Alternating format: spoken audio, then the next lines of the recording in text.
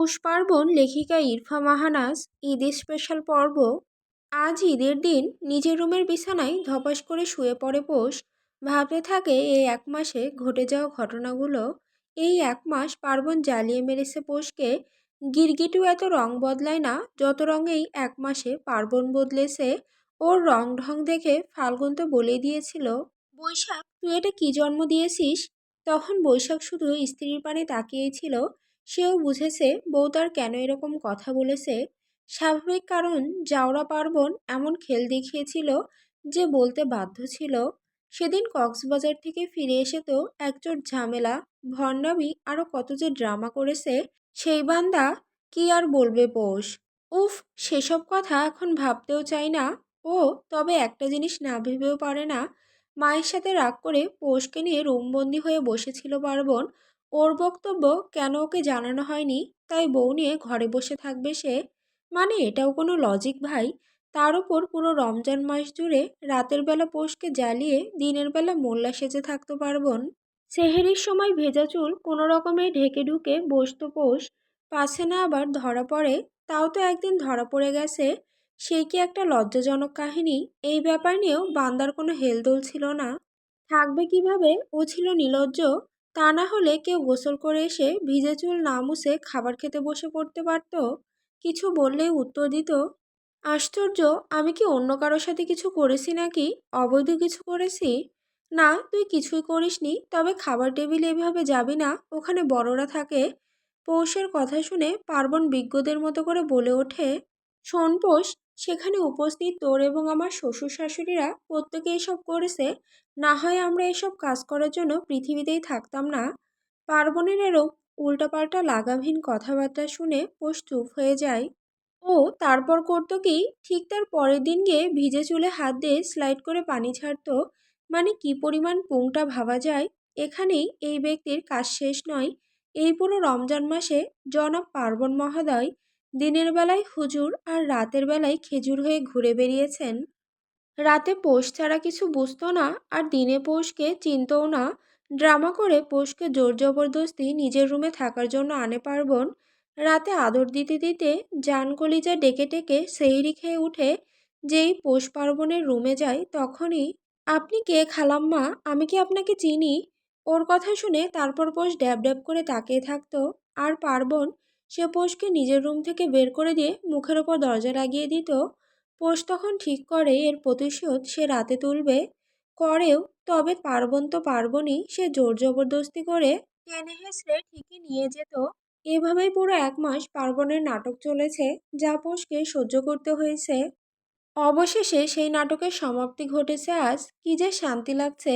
এসব ভাবতে ভাবতেই শুনতে পাই পার্বণের হাঁক ডাক। এত জোরে ডাকছে যে রাস্তা দিয়েও মানুষ শুনবে।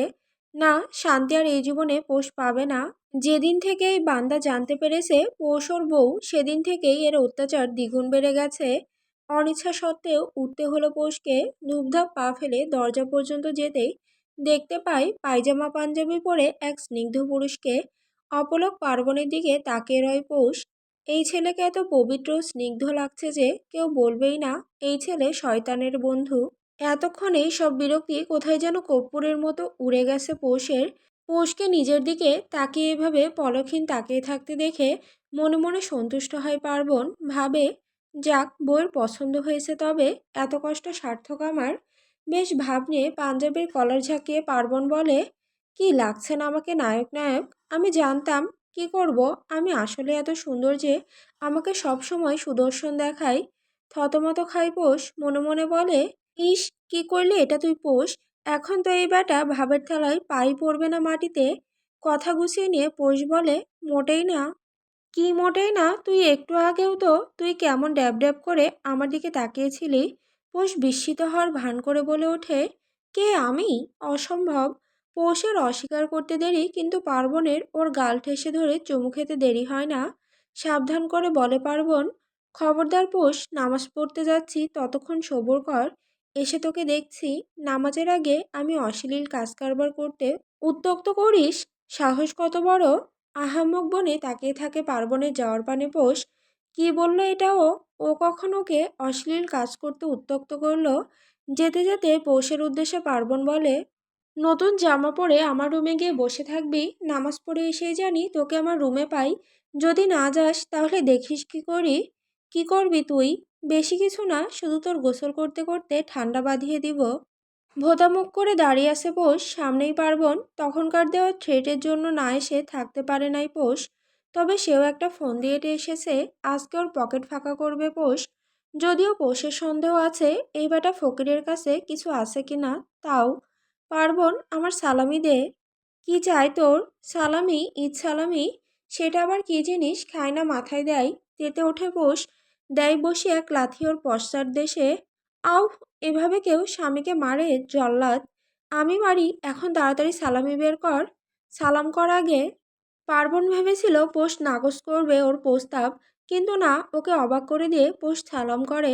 এবার দে। ফাঁকা কাশি কাশে পার্বণ বলে, স্বামীকে মেরেছিস, তোকে আবার কিসের সালামি? এতক্ষণ ধরে জমিয়ে রাখা রাগ এবার আর নিজের কন্ট্রোলে রাখতে পারে না পোষ। পার্বণের বাচ্চা, তুই টাকা দিবি কিনা বল। কথা শেষ করেই ঝাঁপিয়ে পড়ে পার্বণের ওপর পোষ।